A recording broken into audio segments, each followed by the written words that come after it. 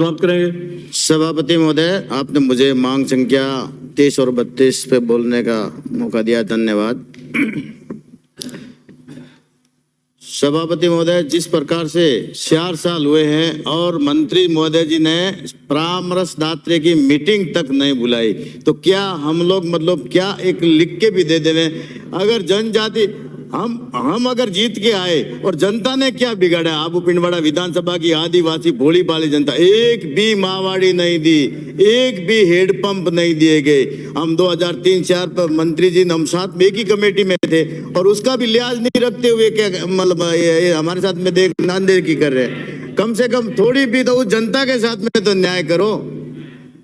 आप कहते हो कि हमने वो किया, एकमात्र जोधपुर संभाग में एसटी का एक जनजाति एमएलए मैं ही हूँ एकमात्र, और उसमें भी आपने कुछ दिया ही नहीं। और एक जनजाति क्षेत्र के अंदर जो आप थोड़ा बहुत भी छात्रावास में, जब टीएसबी नहीं था पिंडवाड़ा आबू, उस समय में पिंडवाड़ा के अंदर 2 जनजातीय आवासीय बालिका छात्रावास खुलवाए थे। तो कम से कम अब तो टीएसबी क्षेत्र हुआ है, एक आधा भी जनजातीय छात्रावास बालिका का किया होता तो हम भी वाहवाही करते और जनता तो बोलती। वो भी तो कहते कि वास्तव में कांग्रेस सरकार में हुआ।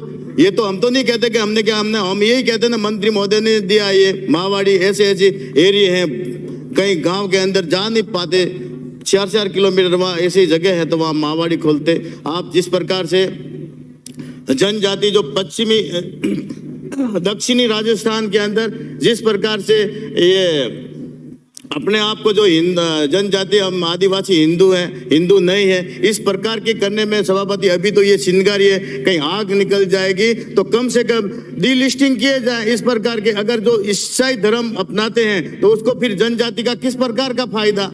वो भी दोनों फायदा लेते हैं। जिस प्रकार से वो उसमें वो भी फायदा लेते हैं और हम हिंदू नहीं है। अगर आदिवासी परंपरा हिंदू है, क्योंकि सबरी जो रामचंद्र जी वन में गए थे उस समय भी सबरी वो धार्मिक प्रवृत्ति के थे, तो फिर कैसे कह सकते हैं कि आदिवासी हिंदू नहीं है? परंपरागत आदिवासी हिंदू है और हिंदू अपने आप को नहीं कहने वालों को डीलिस्टिंग किए जाए। सभापति महोदय, मैं सरकार से निवेदन करता हूँ, ये मंत्री महोदय जी भी कम से कम हिंदू है, राजनीतिक करें। राजनीतिक समकाने के लिए अपने आप को क्या कह सकते हैं कि आप राजनीतिक समकाओ, लेकिन हिंदू नहीं इस प्रकार के जहर घोलने का काम कर रहे हैं। इसमें मेरा निवेदन है सभापति महोदय, आपके माध्यम से मंत्री जी ये किए जाएं। और जिस प्रकार से जनजाति क्षेत्र पूरे राजस्थान में है, जहां पर टीएचबी क्षेत्र में नहीं, नॉन टीएचबी में उनको भी कृषि कनेक्शन का मौका दिया जाए। जिस प्रकार एससी को दिया जाता है उस तर्ज पे उनको भी ये मौका दिया जाए कि कृषि कनेक्शन उनको भी नियम के अनुसार मिला जाए। और जिस प्रकार से छात्रावास भी वहां खोले जाए और जहां जहां पर ये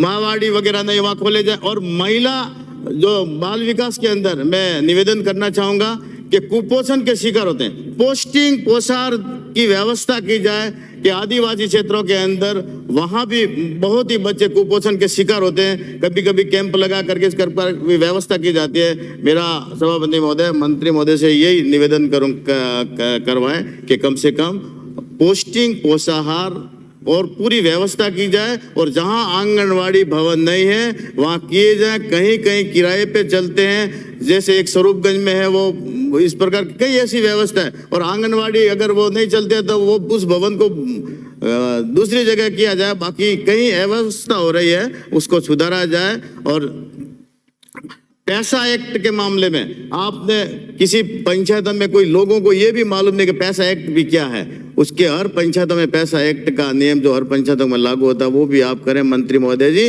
और हमें अब की बार कम से कम ये लास्ट आपका है तो हम भी कहेंगे कि हेडपंप थोड़े बहुत दे दो और मावाड़ी और सब जगह बराबर भागों में दे दो, तो मानेंगे कि वास्तव में जनता के साथ में अन्याय नहीं किया। हमारे साथ में भले अन्याय करो लेकिन समय वो का वही है, उत्तर वीरा मोरे वारी, फिर आप इस साइड में आएंगे हम उस साइड में आएंगे, समय वही है। जनता सब समझती है। आप इतना वो उत्तेजित मत होना कि हम ये करेंगे। कम से कम आप राजस्थान के सबके बराबर जनजाति के मंत्री है, सब अनदेखी न करें, सबका बराबर भागों में करें। बहुत बहुत धन्यवाद। जय हिंद, जय भारत। श्री कैलाश